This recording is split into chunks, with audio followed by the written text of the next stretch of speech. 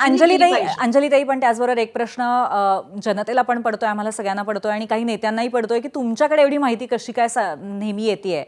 आणि जो एक एक सीडीआर आलाय त्याच्यातनं मी डोळे जिजेपर्यंत बसून रात्री 11-11 वाजेपर्यंत बसून मी ते शोधतेय आणि ते तुम्हाला पण पाठवलं ना, तुम्ही सुद्धा शोधू शकाल.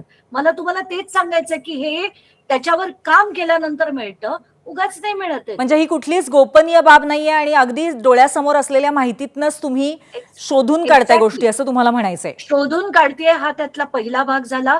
मी त्याची जी पूर्ण लिस्ट बनवली त्याच्यात मला ज्या ज्या लोकांनी माहिती दिली होती या पूर्ण प्रकरणाबद्दलची त्यांना मी ती नावं वाचून दाखवली.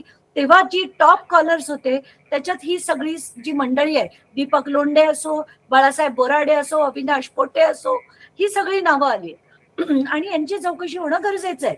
आणि या व्यतिरिक्त महत्वाची म्हणजे जसं आता ऐकलं आपण की एकतर शिंदे, एकनाथ शिंदे म्हणा, रुपाली चाकणकर म्हणा, दादा भुसे म्हणा, दीपक केसरकर म्हणा, चंद्रकांत पाटील म्हणा, आशिष शेलार म्हणा, जयंत पाटील, आज सगळ्यांचीच नावं आली आहेत. का भेटले ते, काय बोलले, जाणून घेणं गरजेचं आहे. नक्कीच नावं सातत्याने येत आहेत, फोटोजही आहेत, चर्चाही होते. पण आज या निमित्ताने एक महत्वाची गोष्ट अशी आहे की तुम्ही दोघी तुमचे मार्ग वेगळे असले आणि बऱ्याच वेळेला एकमेकांच्या विरोधामध्ये पण तुम्ही कधी काही मुद्दे मांडलेले असले तरी या विषयावरती मात्र तुमचा लढा एकाच दिशेने चाललेला आहे. एकाच ढोंगी खरात नावाच्या एका अत्यंत क्रूर माणसाच्या विरोधात चाललेला आहे आणि ही एक महाराष्ट्रासाठी खूप जमेची बाजू आहे.